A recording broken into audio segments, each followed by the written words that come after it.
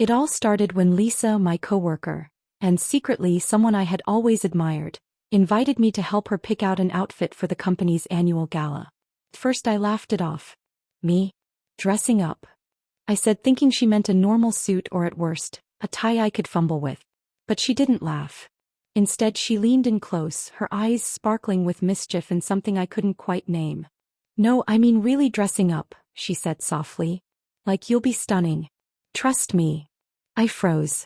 I'd always liked clothes, fashion and beauty, but I'd never dared to explore it on myself. The idea of dressing in anything remotely feminine, let alone in front of someone else, sent my pulse skyrocketing. My face felt hot. My hands trembled slightly. I don't know, I stammered, suddenly shy. Lisa smiled. Come on. Just one try. You might be surprised at how amazing you look. And with that she whisked me away to her apartment after work. Her wardrobe was magical. Rows of skirts, dresses, blouses and shoes filled every corner. Accessories glimmered in the light. Makeup palettes spread out like treasure maps on her vanity. My chest tightened with anticipation and fear. Pick anything, she said, eyes twinkling. I'll help you. I hesitated. I reached for a soft cream blouse, a pencil skirt, and a pair of heels that looked slightly terrifying. She nodded approvingly and guided me to the bathroom. Let's start with your hair, she said. I had short, messy hair, but she handed me a wig, long, soft and flowing. The moment I pulled it over my head, the world shifted. I looked in the mirror and gasped. It was me. But different. Softer. More polished. Somehow more alive. My own features, my eyes, my lips, my jawline, looked refined, delicate, and undeniably feminine. I swallowed hard, my pulse racing. Wow, Lisa whispered. You're perfect. The word echoed in my head. Perfect. I touched the wig, smoothing it over my shoulders, feeling the weight and texture, marveling at how foreign and yet right it felt. Then she guided me through makeup. Foundation, blush, subtle eyeliner, and lipstick that made my lips feel tender and expressive. Every brushstroke made my reflection more vivid, more real, and I felt my heart race with a mix of fear, excitement, and something I couldn't quite name. By the time she stepped back, I hardly recognized myself. The heels made me sway slightly, but I caught the rhythm quickly. I felt transformed. The walk to the office party that night was surreal. Every step clicked against the pavement in my new heels. A rhythm that made me hyper-aware of my posture, my movements, and the way my clothes clung to my body. My chest was tight with anticipation. What if someone noticed? What if they laughed? But beneath that fear there was a thrill, a heady, dizzying thrill, that I had never felt before. When we arrived, Lisa held my hand lightly. Ready? She asked, her voice soft. I nodded, trembling slightly, and stepped through the glass doors. Immediately the room seemed different. Familiar faces stared at me, whispers rippled across the room, and a wave of heat rushed to my cheeks. I wanted to shrink, to disappear, to retreat back into the shadows. But Lisa squeezed my hand, gave me a reassuring smile, and whispered, "Own it. You look amazing." And somehow I did. The night became a blur of stares, compliments, and subtle glances. I could hear snippets of conversation. Who is she? Wow, she looks incredible. She's so confident. Each word made my heart hammer harder. The confidence I had practiced in front of Lisa's mirror was now being tested in the wild, in front of colleagues who had never imagined me like this. My hands fidgeted for a moment, adjusting the hem of my skirt, then I caught my reflection in a tall glass panel. I froze. That's me. That's really me. Lisa leaned close, whispering in my ear, "You're my dream Tgirl, you know that?" Her words hit me like a thunderclap. I blinked, my lips parting slightly, my pulse throbbing. Dream Tgirl. The phrase made my chest tighten, not with shame but with recognition. This was a side of me I had never dared to admit even to myself. And Lisa, she saw it, appreciated it, celebrated it. For the first time I allowed myself to smile softly, genuinely. I walked through the crowd with a newfound poise, each step deliberate, each gesture conscious. People noticed. They smiled. They complimented me. And somewhere deep inside, a quiet flame of empowerment began to burn. Drinks flowed, music pulsed through the room, and Lisa guided me through conversations, introductions, and dances. Every interaction was a lesson. I learned how to hold my head high, how to let my hands move naturally, how to modulate my voice without sounding awkward. With each successful moment, the fear that had clutched at me earlier that night loosened, replaced by exhilaration and pride. At one point, a group of colleagues approached, curious and somewhat hesitant. You look incredible tonight," one said. I laughed softly, letting my natural charm take over, feeling more myself than I ever had in the office. I realized then that the transformation wasn't just external. It wasn't just the clothes, the makeup, or the wig. It was me, embracing a version of myself I had kept hidden for so long. And Lisa, she was the mirror, the guide, and the catalyst. Every supportive glance, every encouraging word, every subtle nod made me braver, stronger, and more confident. But the night wasn't without its challenges. Later, as the music grew louder and the room blurred into a haze of laughter and chatter, I noticed a few colleagues whispering. A faint panic gripped me. Are they judging me? Laughing? Do I belong here?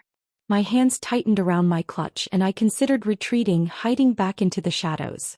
But then I remembered Lisa's words, the hours of preparation, and the reflection in the mirror that had smiled at me so boldly. I took a deep breath, lifted my chin, and stepped forward. And something amazing happened. The whispers faded. People smiled. Conversations resumed. My presence wasn't a mistake. It was a revelation. For the first time, I understood what it meant to own a transformation, not just physically but emotionally. The power wasn't in hiding. It was in being unapologetically visible. By the end of the night, the office party had changed from a nerve-wracking social obligation into a crucible of personal discovery. I had laughed, danced, and even flirted subtly, not with anyone in particular but with life itself. I felt seen, appreciated, and most importantly, authentic. Lisa guided me to the balcony for a quiet moment. "See," she said, her voice soft. "You didn't just look amazing. You became someone extraordinary tonight. This is you, finally free to explore, to express, to shine." I leaned against the railing, looking out at the city lights, heart still pounding but steady, a smile tugging at my lips. I think I understand now," I whispered. "It's not just the outfit or the makeup. It's everything. The courage, the excitement, the vulnerability. It's all me." Lisa smiled and squeezed my hand. "Exactly. And I'll be here for every step." The walk home was quiet, introspective. Every street lamp, every passing car, every distant laugh felt like a reflection of the night's lessons. I realized that transformation wasn't a single moment. It was a journey. One outfit, one wig, one office party couldn't contain it. But it could ignite something far bigger. A lifelong exploration of identity, confidence, and authenticity. When I finally returned to my apartment, I slipped out of the heels and brushed through the wig, feeling the lingering magic of the night.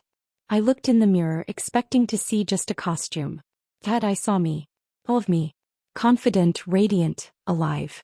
I whispered softly, "This is just the beginning." And for the first time I believed it. That office party had done more than turn heads. It had turned me into the person I had always been, waiting for the courage to step into the light. I had discovered bravery, self-expression, and the exhilarating power of authenticity. And as I drifted off to sleep that night, still wrapped in the glow of my reflection, I realized that the journey wasn't over. It was only beginning. After Lisa left me alone with her wardrobe that evening, my heart was racing like a jackhammer. I stood frozen in the middle of her room, surrounded by racks of skirts, blouses, heels, and a dizzying array of makeup. Every piece seemed like a portal into a world I had never dared to step into. I hesitated at first, unsure where to start. My hands hovered over a pale blouse, a black pencil skirt, and a pair of modest heels. My pulse quickened as I slipped into the clothes, the fabric soft against my skin in a way I'd never experienced. Felt intimate, almost fragile. My chest tightened, not in fear but in anticipation. Then came the wig. Long, silky strands fell over my shoulders as I adjusted it carefully, peering into the mirror. The reflection that stared back at me wasn't the me I had known. My jawline softened, my eyes appeared wider, and somehow, I felt lighter, freer. I whispered to myself, almost in disbelief, "Is that me?" I touched the wig and then the blouse, feeling the textures, the weight, the subtle swish of fabric against my skin. Each sensation was foreign yet electric, sending shivers down my spine. I practiced walking across the room, wobbly at first in the heels, laughing softly at my own awkwardness. Each step became slightly more natural, more me. Next came makeup. I had never applied foundation beyond the bare minimum, let alone blush, eyeliner, or lipstick. But Lisa's tutorials, her patient, teasing guidance earlier, played back in my mind. With trembling hands, I dabbed foundation across my cheeks, blended blush softly, and lined my eyes carefully. Each stroke reshaped not just my face but my perception of myself. I couldn't stop staring at the reflection, marveling at how delicate, polished, and undeniably feminine I looked.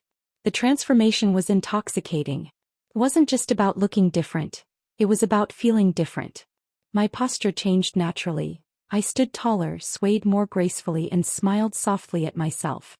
I experimented with gestures, tilting my head, placing my hands delicately on my hips, and even walking a few steps with a sway I had practiced in the mirror.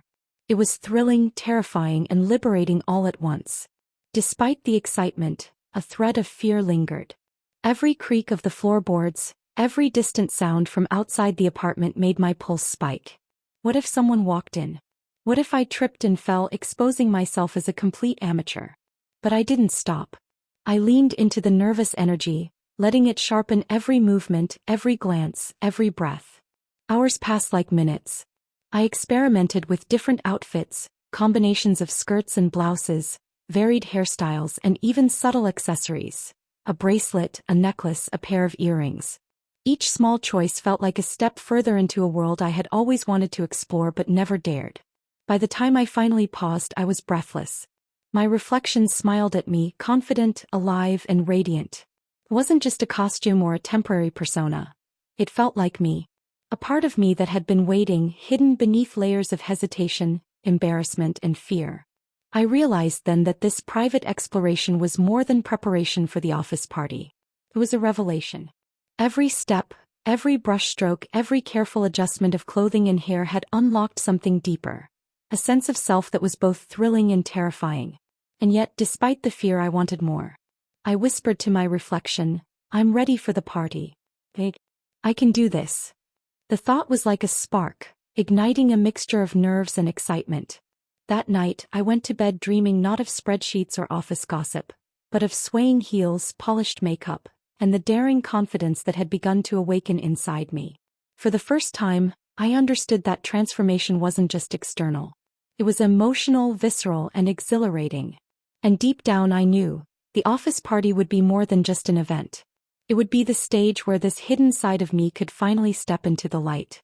The night of the office party finally arrived, and I could barely contain the mix of excitement and terror buzzing through me. I had spent hours earlier that day rehearsing in the mirror. Walking, talking, adjusting my posture, tilting my head even the way I smiled. Each tiny movement had been painstakingly practiced, but now it all had to happen in the real world. With colleagues, acquaintances, and maybe even a few friends who had no idea what they were about to see. Lisa arrived at my apartment right on time, her eyes lighting up when she saw me fully dressed and styled. "Wow, you're stunning," she whispered, her voice full of admiration. I felt a flush of warmth that wasn't just from her compliment. My heart pounded so hard I was sure it echoed in the quiet room. "You're going to be amazing tonight," she said, guiding me gently by the arm toward the car. I nodded, trying to steady my shaking hands. The heels clicked against the pavement as we walked, each step feeling surreal and thrilling. Every sway of my skirt, every slight shift of my shoulders, every flick of my hair felt like a secret magic trick I was finally allowed to perform. When we arrived at the party, the room was awash with lights, laughter, and music. The familiar chatter of colleagues suddenly felt louder, sharper, and more intimidating. I froze for a moment at the doorway, gripping Lisa's hand tightly.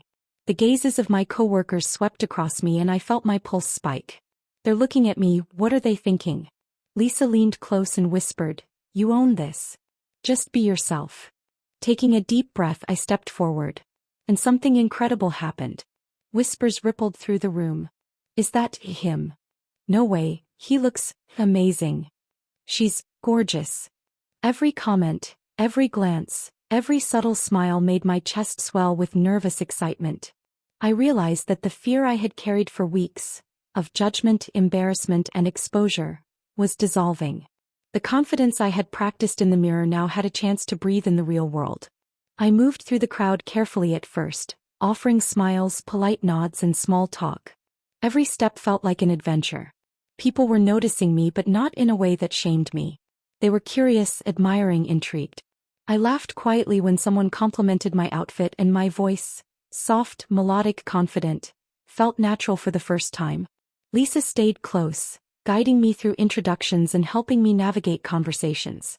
"You're my dream girl," she whispered with a wink. Those words struck me like lightning. Dream girl. The phrase wrapped around me, warm and electrifying. It wasn't just a compliment. It was validation, recognition, and encouragement all at once. By the time the drinks flowed and music pulsed through the room, I was laughing freely, swaying gently to the rhythm of the party, and holding conversations with a poise I hadn't imagined I could achieve. I realized the transformation wasn't just in the clothes, the wig, or the makeup. It was me. Every step, every gesture, every glance was an expression of a part of myself I had longed to reveal. Of course, there were tense moments. A group of colleagues paused near the refreshment table, exchanging curious glances. My hands clenched slightly and I felt a flash of panic. Are they judging me? Whispering about me? But then I remembered Lisa's words. Own it. Be yourself. I straightened my back, lifted my chin, and smiled warmly. One of them returned the smile and said, "You look incredible tonight." My pulse surged, but this time with triumph rather than fear. I realized then that empowerment wasn't the absence of fear. It was moving forward despite it. And that night, I moved forward with every step I took in those heels, every flick of hair, every subtle laugh that escaped me. The most unforgettable moment came toward the end of the evening. The office manager, someone whose approval I had always secretly craved, walked over. I braced myself, heart hammering, ready for judgment. But instead he smiled warmly and said, "I have to say, you look fantastic tonight. Truly elegant." I blinked, almost in disbelief. The validation was intoxicating, but it wasn't just about appearance. It was the acknowledgement that this version of me, bold, confident, authentic, was worthy of recognition. My hands trembled slightly as I thanked him, but the thrill was undeniable. Lisa leaned close afterward, her eyes sparkling. "See? You're extraordinary. You didn't just turn heads, you turned hearts." For the first time that night I truly believed it. I wasn't hiding, I wasn't pretending, and I wasn't scared anymore. I had stepped into a version of myself that was confident, radiant, and unapologetically visible. The night ended with me standing on the balcony, overlooking the city lights, heart still racing but steady, smiling softly to myself. Lisa joined me, offering a quiet squeeze of encouragement. "This is just the beginning," she said, and I knew she was right. The office party hadn't just been a social event. It had been a crucible. A test of courage, self-expression, and authenticity. I had navigated fear, embraced curiosity, and discovered empowerment in the most unexpected of places, within myself. I slipped off my heels later that night, brushed through the wig, and stared into the mirror. The reflection smiled back. Not just a costume or a temporary persona, but me. Confident, alive, empowered. And as I drifted off to sleep, I whispered softly, "This is only the beginning." The days after the office party were surreal. The memory of every glance, every compliment, every thrill of stepping confidently into the room replayed in my mind like a vivid dream. But reality soon reminded me that the world outside Lisa's guidance wasn't always going to be so kind or accommodating.